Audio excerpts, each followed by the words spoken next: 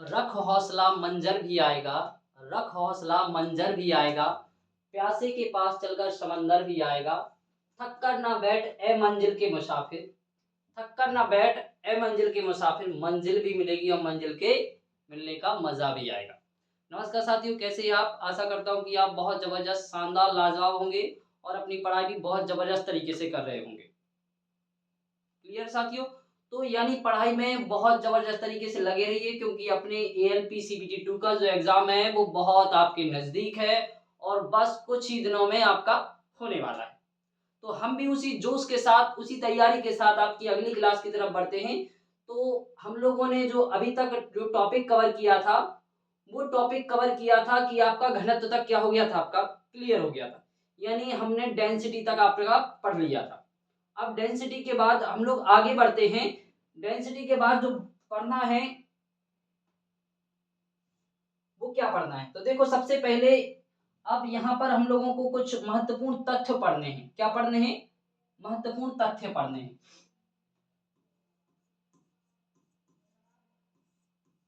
महत्वपूर्ण तथ्य, ये महत्वपूर्ण तथ्य कुछ इस तरीके से हैं कि आपके एग्जाम में पूछे ही जाते हैं। सारे के सारे क्वेश्चन यहीं से बनते हैं। क्लियर? तो इन महत्वपूर्ण तथ्यों की बात की जाए तो चलो इसी के साथ आगे बढ़ते हैं सबसे पहले तथ्य की तरफ। तो देखो, डेंसिटी पढ़ रहे थे ना, तो डेंसिटी में सबसे पहले देखा जाए, यानी पानी में कोई व्यक्ति तैर रहा है। पहला तथ्य क्या है?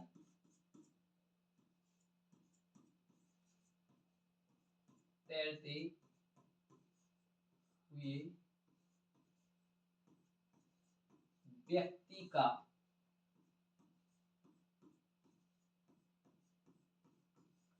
घनत्व जल की अपेक्षा कम होता है। क्या होता है? जल की अपेक्षा कम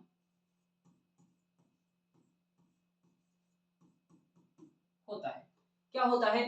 देखो, जो आपके तैरता हुआ व्यक्ति है, यानी यही व्यक्ति जल में तैर रहा है, स्विमिंग करते समय उसका जो घनत्व होता है, यानी जो डेंसिटी होती है, वो क्या हो जाती है? डेंसिटी कम रहती है। और डेंसिटी कम रहने के कारण ही क्या हो जाता है? वह उस पर पानी पर तैर पाता है।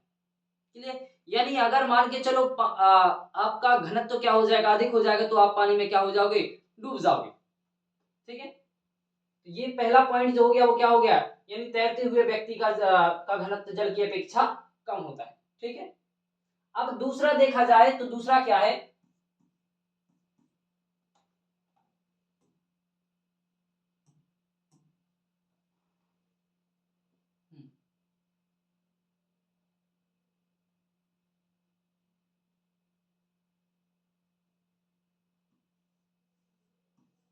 दूध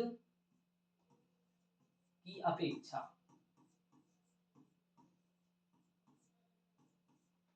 मक्खन का घनत्व, किसका? मक्खन का घनत्व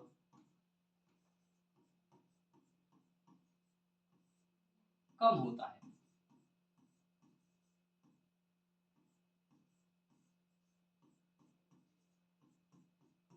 देखो, अब बात करें हम लोग किसकी? दूध की।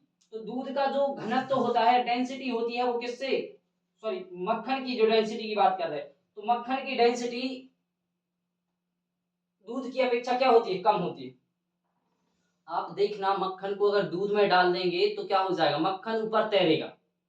यानी इससे क्या होता है? सिद्ध यही सिद्ध होता है कि मक्खन का घनत्व क्या होता है? दूध से कम होता है। क्लियर?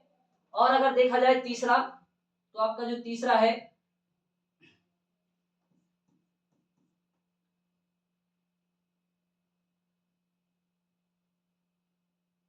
अगर देखा जाए पानी की अपेक्षा, पानी की अपेक्षा अपेक्षा जल का घनत्व, सॉरी, पानी की अपेक्षा बर्फ का घनत्व, किसका? बर्फ यानी आइस का घनत्व क्या होता है? कम होता है।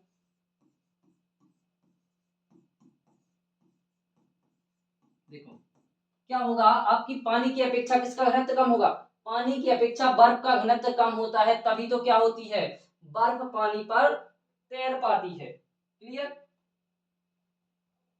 ये हो गया। अब एक और है आपका कि देखो जो आपका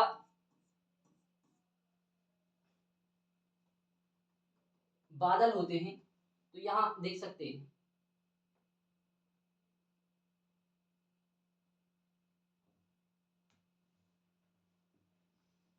तो यहां पे लिख सकते हैं बादल का घनत्व, बादल का घनत्व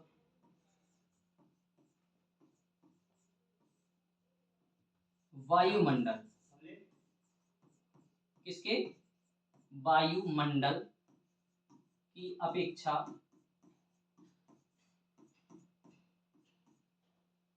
वायुमंडल की अपेक्षा कम होता है।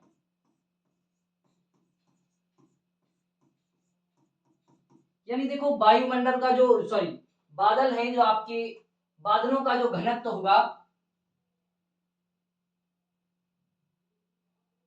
ये सही नहीं दिख रहा है लोग,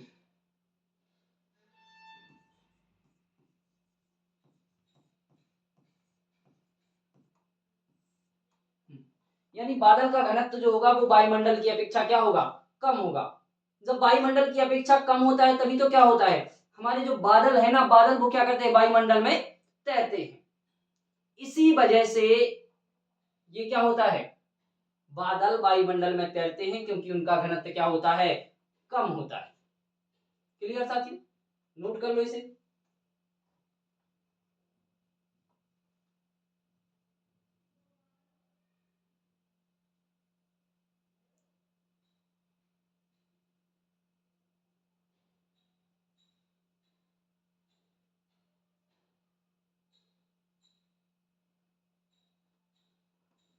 हो गया, आगे बढ़े।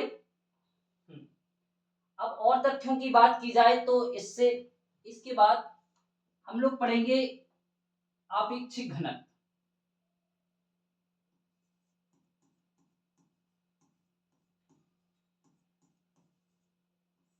आपेक्षिक घनत्व, तो देखो आपेक्षिक घनत्व क्या कहलाता है, ठीक है। तो आपेक्षिक घनत्व यानी यहां देख लीजिए, इसको ऐसा लिख सकते हैं, जल की अपेक्षा सॉरी जल के सापेक्ष, इसे जल के सापेक्ष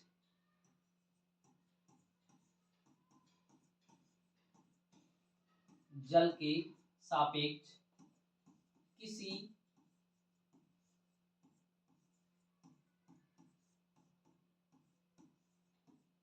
वस्तु का घनत्व,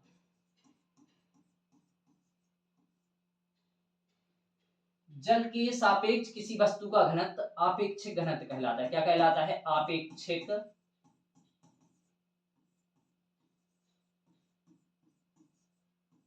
घनत्व कहलाता है।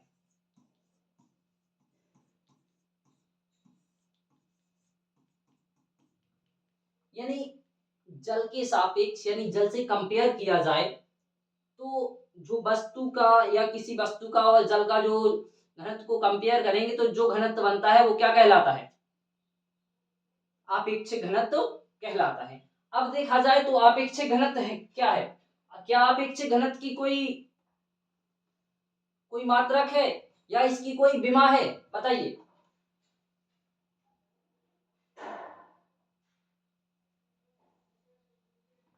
है क्या, नहीं।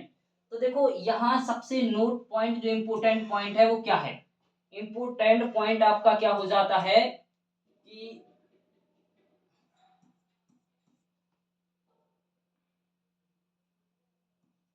आपेक्षिक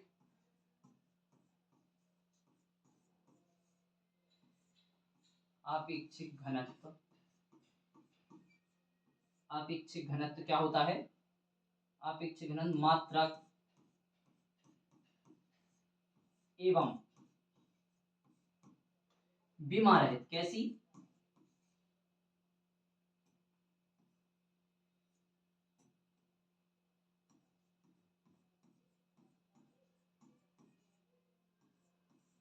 विमा रहित राशि है।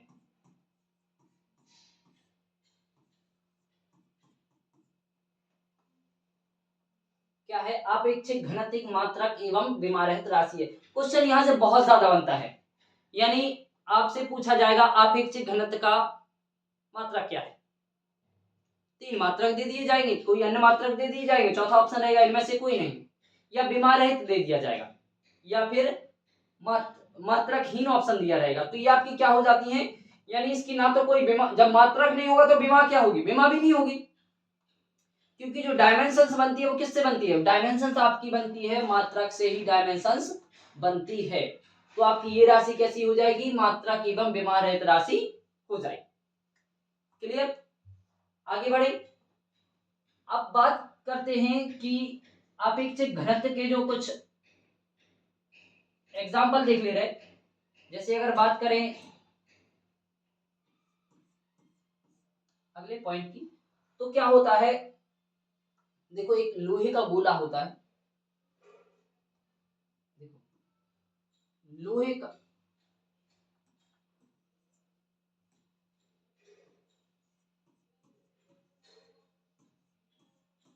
का गोला पारे में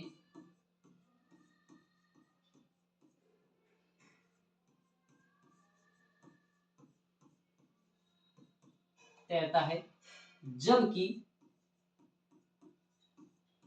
पानी में डूब जाता है।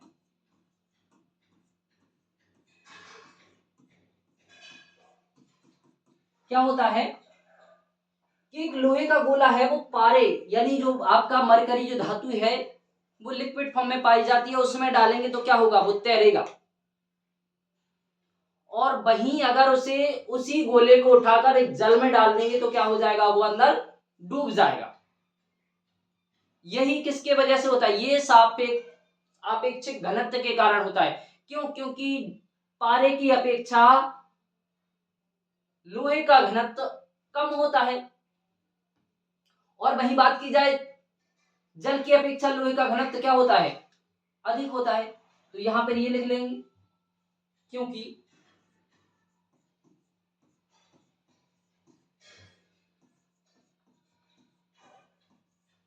पारे की अपेक्षा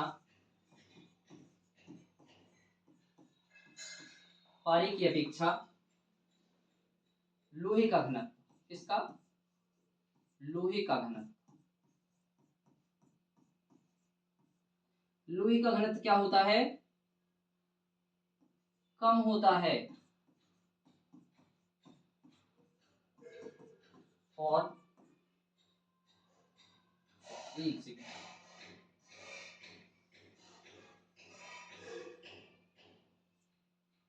लोहे का आपेक्षिक घनत्व, सॉरी आपेक्षिक घनत्व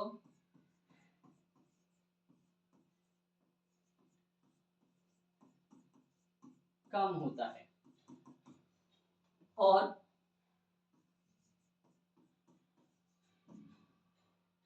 जल की अपेक्षा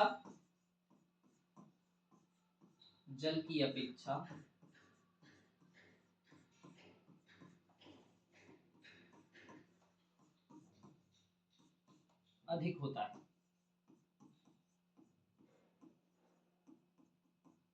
देखो क्या होता है कि जो जल का घनत्व, सॉरी लोहे का घनत्व होता है, वो पारे की अपेक्षा क्या होता है, कम होता है। इसलिए क्या करता है, जो लोहे का गोला होता है ना, वो पारे में तैरने लगता है। और वहीं देखा जाए जल के साथ अगर जल में डालते हैं, जल में डुबोते हैं, सॉरी जल में डाला जाता है उसी गोले को, तो क्या होता है कि जल की अपेक्षा लोहे का घनत्व क्या होता है, अपेक्षित घनत्व होगा, वो क्या होगा, अधिक होगा। क्या होगा, और जल की अपेक्षा अधिक होता है, यानी जो अपेक्षित घनत्व है वो जल की अपेक्षा क्या होगा, अधिक होगा। तभी तो क्या होता है, वो पानी में डूब जाता है। नोट कर लो इसे।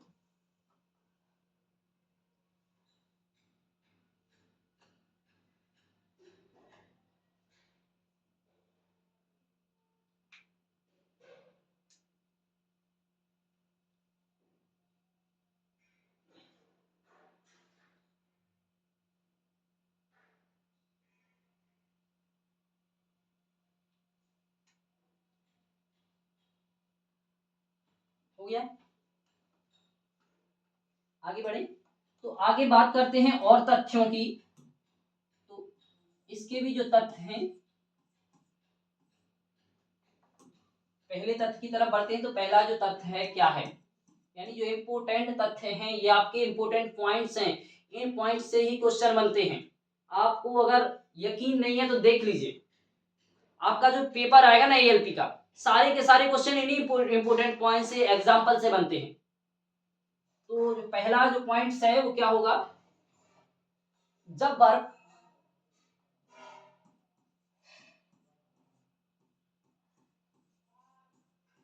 बर्फ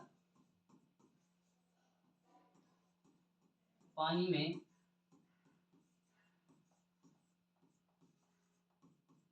जब बर्फ पानी में तैरती है तो उसका 1/10 भाग बाहर तथा 9/10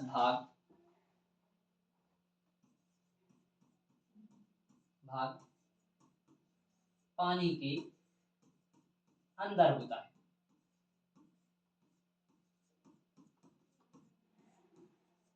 क्या होता है, अगर बर्फ पानी में तैर रही है तो क्या होगा, जो उसका 1/10 भाग है वो आपका पानी के बाहर निकला रहेगा, और 10 में से जो 9 भाग रहेंगे वो कहाँ रहेंगे, पानी के अंदर। यानी 9/10 भाग कहाँ रहेगा, पानी के अंदर डूबा रहता है। क्लियर। ये क्वेश्चन बनता है कि अगर कोई बर्फ पानी में तैर रही है तो उसका कितना हिस्सा बाहर होगा। आपके ऑप्शन रहते 1/10, 1/2 भी है, सॉरी 1/10 हो गया, 9/10 हो गया, 2/10 हो गया, और भी कोई नंबर दे रखेंगे तो 4 ऑप्शन रहेंगे आपके सामने।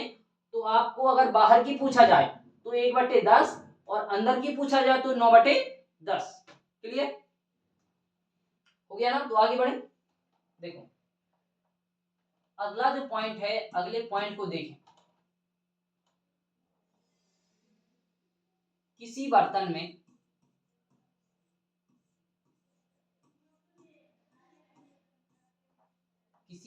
में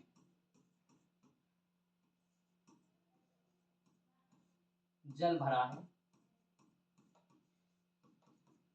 और उसमें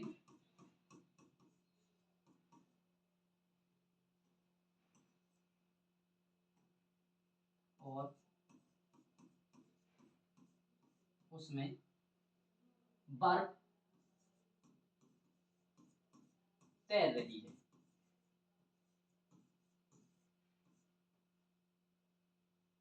तैर रही है तो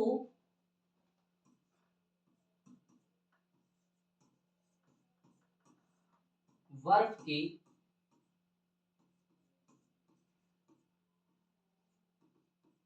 पिघलने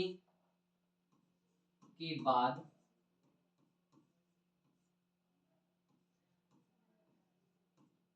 जल का आयतन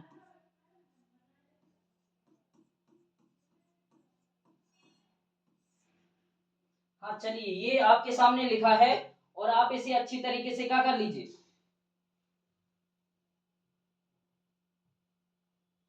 पढ़ लीजिए। क्या लिखा है, किसी बर्तन में जल भरा है और उसमें बर्फ तैर रही है। बर्फ का यानी एक टुकड़ा तैर रहा है, और तैरने के बाद यानी जब वो पिघलेगा तो पिघलने के बाद जो उसकी जल का आयतन है क्या वो बढ़ेगा, या जो जल का स्तर है वो बढ़ेगा या घटेगा। तो आयतन कह सकते हैं या फिर स्तर लिख लीजिए। तो जल का स्तर अपरिवर्तित रहेगा,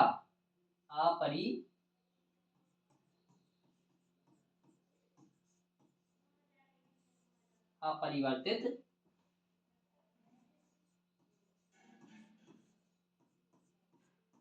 रहेगा। क्या रहेगा, अपरिवर्तित रहेगा। यानी जो जो जल का स्तर पहले था ना, टुकड़ा डालने के बाद जितना हो गया था ना जल का स्तर, उतना ही पिघलने के बाद रहेगा, क्योंकि बर्फ का टुकड़ा डालते समय जो स्तर बढ़ गया था वही स्तर अभी भी सेम रहेगा, यानी पिघलने के बाद उसका स्तर नहीं बढ़ेगा, ना ही बढ़ेगा ना ही घटेगा। तो स्तर क्या रहेगा, स्तर समान रहेगा, यानी अपरिवर्तित रहेगा। ठीक है, अगर अगला नोट पॉइंट देखें तो अगला नोट पॉइंट क्या है, देखो अगला नोट पॉइंट है जब कोई हिमखंड पिघलता है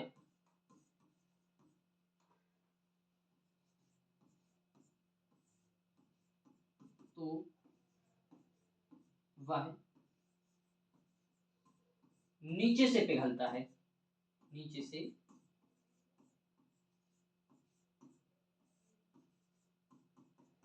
पिघलता है, क्योंकि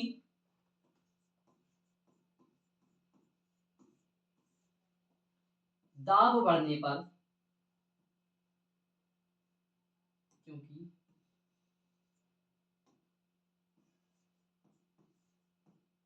दाब बढ़ने पर गलनांक बढ़ जाता है,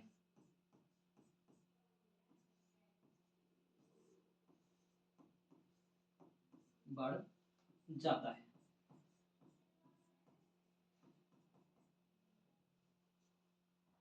ठीक है, तो क्या होगा, देखो अगर जैसे ही मान के चलो कोई हिमखंड है, बड़ा बर्फ का टुकड़ा है, और अगर वो रख देंगे आप, कहीं रखा है तो सबसे पहले वो नीचे से पिघलता है। अब नीचे से क्यों पिघलता है, क्योंकि देखो जहां पर आप प्रेशर बढ़ाएंगे बर्फ पर तो उसका गलनांक बढ़ जाएगा, और सबसे ज्यादा प्रेशर कहाँ रहेगा, नीचे। जब नीचे प्रेशर रहेगा तो कहां से दाब, वहीं पे ज्यादा प्रेशर होगा तो वहीं पर क्या हो जाएगा, गलनांक बढ़ जाएगा, और गलनांक बढ़ जाएगा तो क्या हो जाएगा, वहां से सबसे ज्यादा जो बर्फ पिघलेगी वो कहां से पिघलेगी, इसी वजह से नीचे से बर्फ क्या होने लगती है, पिघलने लगती है। नोट कर लीजिए इसे।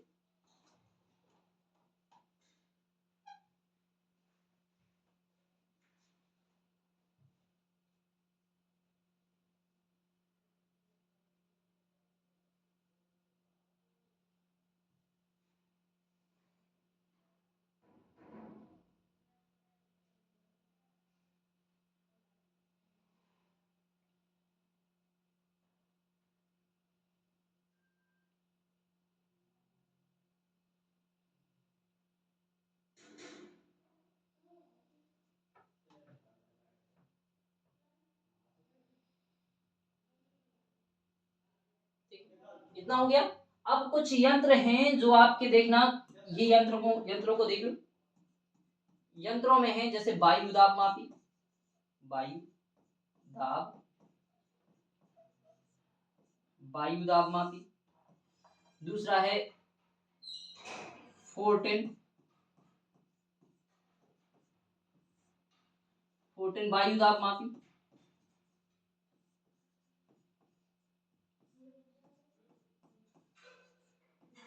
तीसरा है निर्द्रव्य,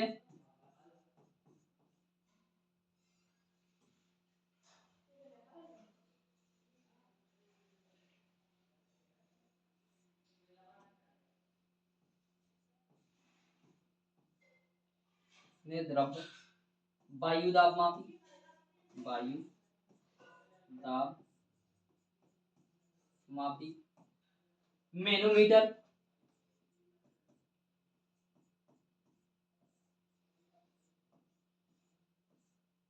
मैनोमीटर तुंगता मापी।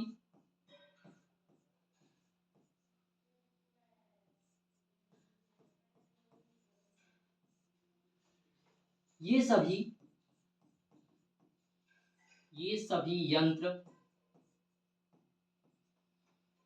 वायु दाब तथा आर्किमिडीज, किसके, आर्किमिडीज, आर्किमिडीज के सिद्धांत पर कार्य करते हैं कि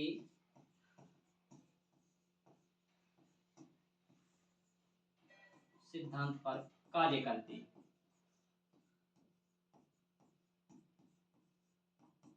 ठीक है, यानी जो आपके यंत्र हैं, वायु दाब मापी हो गया, फोटन वायु दाब मापी हो गया, निर्द्रव वायु दाब मापी हो गया, मैनोमीटर, तुंगता मापी, ये सभी जो यंत्र हैं ये वायु दाब या फिर आपके आर्किमिडीज के सिद्धांत पर कार्य करते हैं। चलिए नोट कर लीजिए इसे।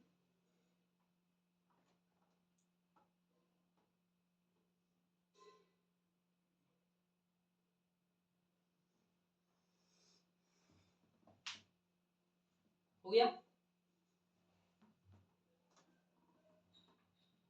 अगले उसकी तरफ बढ़े तो देखो अगला जो अपना है जो टॉपिक है वो बैरोमीटर है। कौन सा है?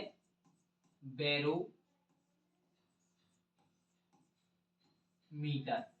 अब देखो बैरोमीटर क्या है, तो देखो बैरोमीटर क्या है। बैरोमीटर की बात करें तो आपका बैरोमीटर देखा जाए तो बैरोमीटर क्या है, ये वायुमंडलीय दाब को मापता है। क्या मापता है? वायुमंडलीय दाब। देखो यह है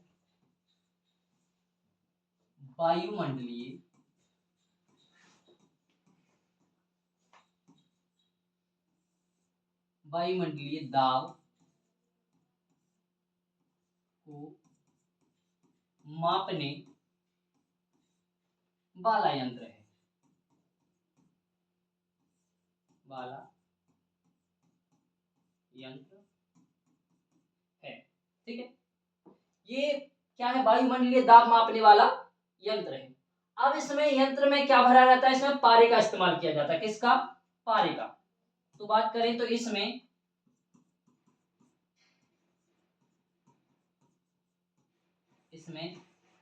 पारे का उपयोग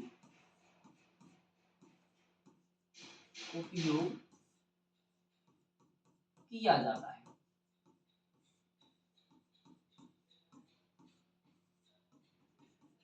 किसका उपयोग किया जाता है? पारे का उपयोग किया जाता है। क्लियर? अब बात रहती है इसके पारे के जो पाठ्यांक होते हैं। ठीक है, यानी पाठ्यांक की बात करें कि पाठ्यांक का पता कैसे चलता है, तो बात अपन लोग पाठ्यांक की करते हैं। तो देखो पाठ्यांक में क्या होगा, पारे का सबसे इसमें कुछ 3 कंडीशनें बनती हैं। देखो क्या होती है। पहली जो कंडीशन है केस फर्स्ट। केस फर्स्ट में क्या होता है? केस फर्स्ट में होता है आपका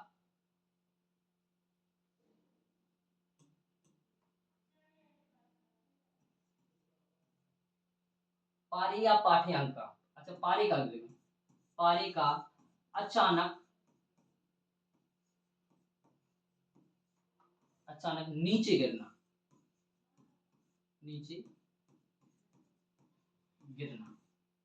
तो जो पारा अचानक नीचे गिरता है वो क्यों गिरता है? तो देखो पारा का अचानक नीचे गिरना, इसका रीजन है क्या है? इसका रीजन आपका है आंधी, तूफान का संकेत।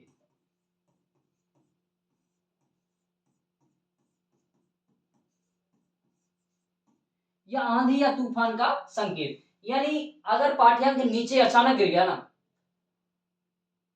तो क्या होगा? आंधी या तूफान का संकेत होता है कि आंधी या तूफान आने वाला है। क्लियर? जब नीचे से धड़ाम एकाएक गिर जाए ना पारा, किसका? बैरोमीटर का। तो बैरोमीटर का नीचे अचानक गिर जाए तो क्या होता है? आंधी या तूफान का संकेत होता है वो, कि या तो आंधी आएगी या तूफान आपका आने वाला है। क्लियर साथियों? तो इसके बाद अगला जो केस बनता है वो केस क्या है? देखो केस सेकंड।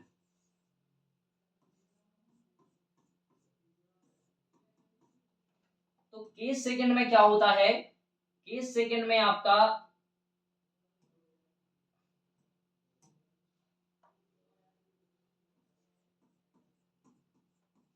पारे का धीरे धीरे नीचे आना, नीचे गिरना। पारे का धीरे धीरे नीचे गिरना। तो पारे का जब धीरे धीरे नीचे आएगा तो वर्षा होने की संभावना क्या हो जाएगा? वर्षा की संभावना। किसकी? वर्षा की संभावना।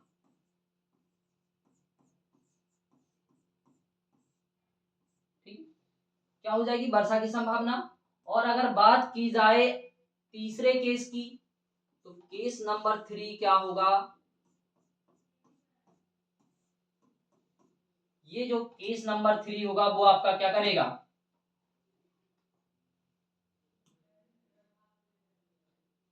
पारे का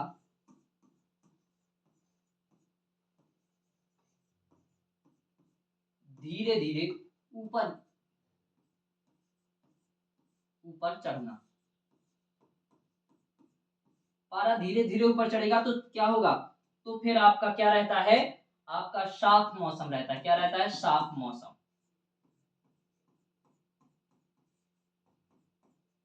ये आपकी 3 कंडीशनें हैं, यानी ये जो पाठ्यांक है, ये पाठ्यांक किसके द्वारा? पारे के द्वारा, सॉरी बैरोमीटर के द्वारा लिए जाते हैं। अचानक से पारे का नीचे गिरना क्या आता है? आंधी तूफान का संकेत है। पारे का धीरे धीरे नीचे आना वर्षा का संकेत, और पारे का धीरे धीरे ऊपर चढ़ना क्या होता है? साफ मौसम होता है। क्लियर? तो नोट कर लीजिए इसे।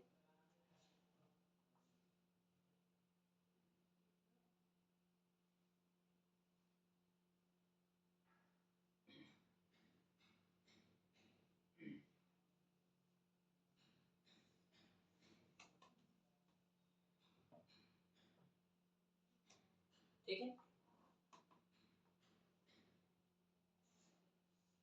तो देखा जाए इसमें एक केस और है, जैसे नोट ही पॉइंट कर लीजिए इसे।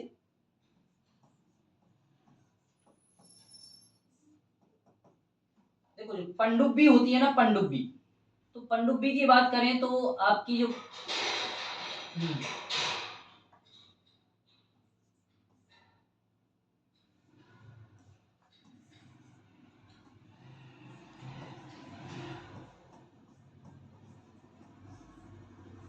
पनडुब्बी अपनी आर्कमिडीज के सिद्धांत पर कार्य करती है। किसके? आर्कमिडीज आर्कमिडीज के सिद्धांत पर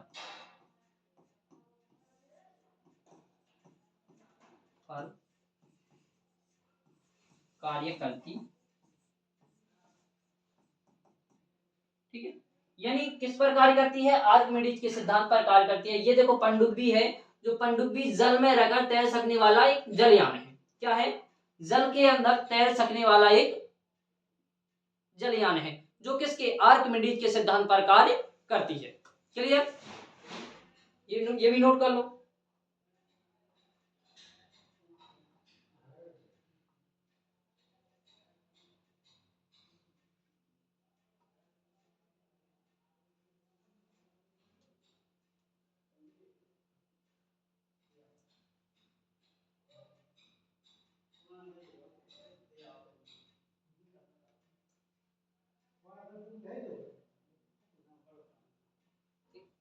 हो गया? चलो आगे बढ़ते हैं। अब बात करते हैं बर्नौली प्रमेय। कौन सा? बर्नौली सिद्धांत। बर्नौली, ठीक है, बर्नौली सिद्धांत। ठीक है, ये क्या है? बर्नौली आपका सिद्धांत है। तो जो बर्नौली, ऐसा भी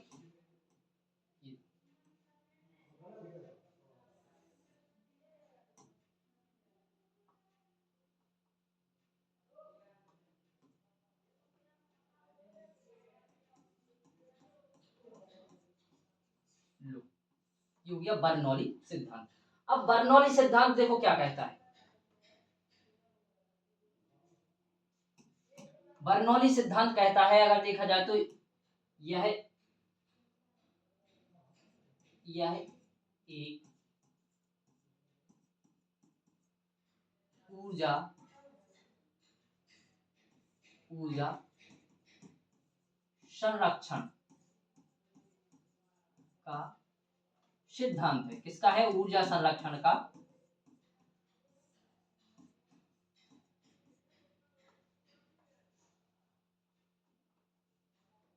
ऊर्जा संरक्षण का सिद्धांत है। अब इस अगर देखा जाए इस नियम के अनुसार, तो देखो इस सिद्धांत के अनुसार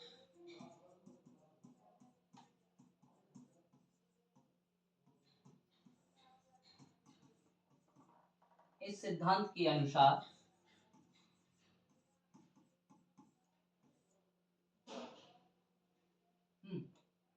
जब कोई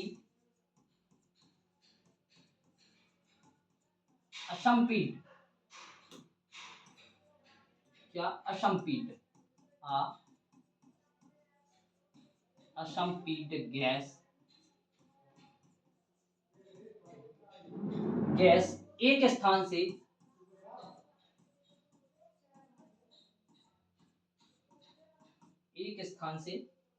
दूसरे स्थान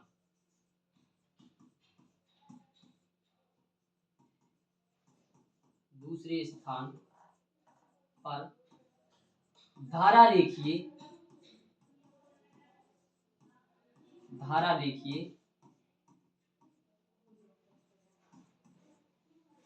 प्रवाहित होती है, तो इसके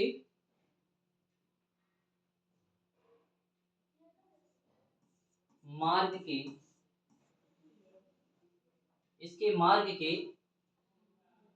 क्या है, जब कोई इस सिद्धांत के अनुसार जब कोई असंपीड्य गैस एक स्थान से दूसरे स्थान पर धारा रेखीय प्रवाहित होती है, तो इसके मार्ग के प्रत्येक बिंदु पर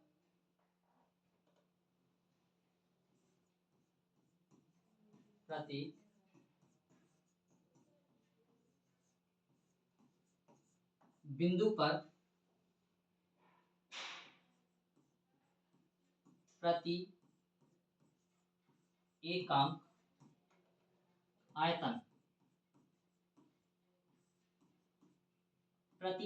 आयतन की कुल ऊर्जा क्या होती है, प्रति एकांक आयतन की कुल ऊर्जा दोनों सिरों पर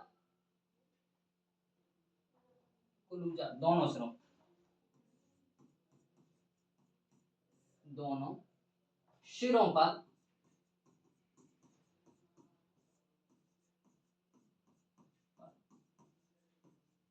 नियत रहती है। क्या कहता है ये नियम, देखो नियम कहता है कि इस सिद्धांत के अनुसार जब कोई असंपीड्य गैस एक स्थान से दूसरे स्थान पर धारा रेखीय प्रवाहित होती है, तो इसके मार्ग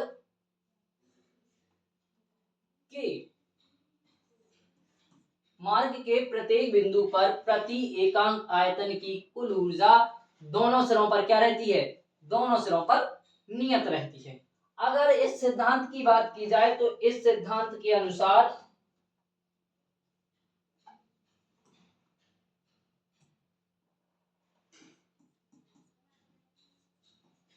इस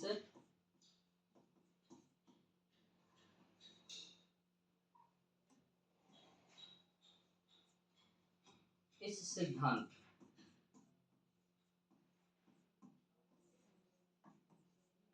के अनुसार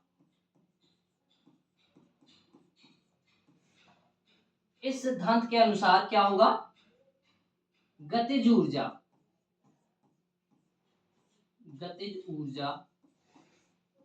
बढ़ाने पर दाब कम हो जाता है, दाब कम हो जाता है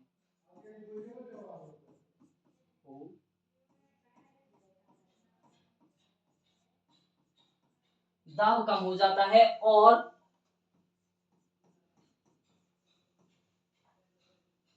गतिज ऊर्जा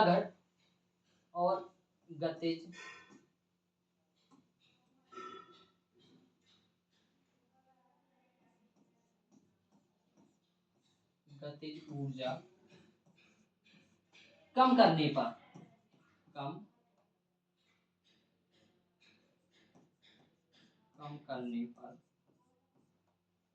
क्या हो जाती है,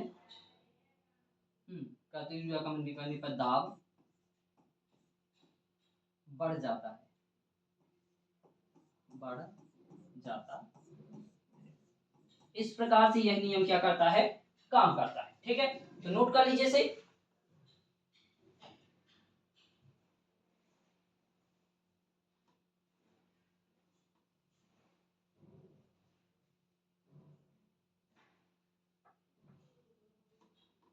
हो गया, आगे बढ़े। तो देखो, अब बात करते हैं इसका जो नोट पॉइंट है, वो नोट पॉइंट देख लो। नोट पॉइंट क्या कहता है, जहां से क्वेश्चन बनते हैं। तो क्वेश्चन क्या बनते हैं, तो क्वेश्चन को देख लो। क्वेश्चन बनते हैं कि वेंचुरी मीटर,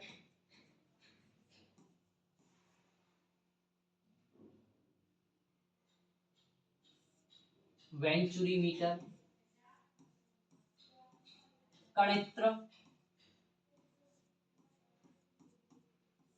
तथा फिल्टर पंप,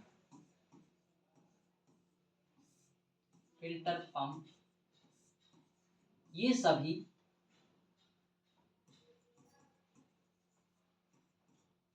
बर्नौली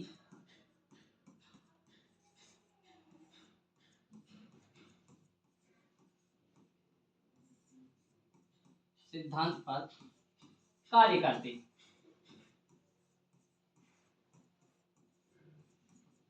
ठीक है, किस पर कार्य करते हैं, ये जो वेंचुरी मीटर हो गया, कणित्र हो गया और फिल्टर पंप, ये सभी किस पर कार्य करते हैं, आपके बर्नौली सिद्धांत पर कार्य करते हैं।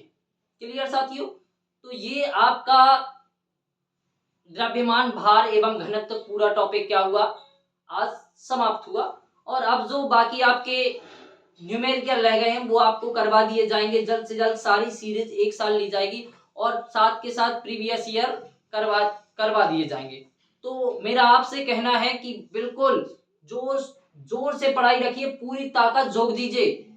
ठीक है, कि इस बार आपको नौकरी मिलनी ही चाहिए, यानी आपको अपना हक मिलना ही चाहिए। जय हिंद साथी।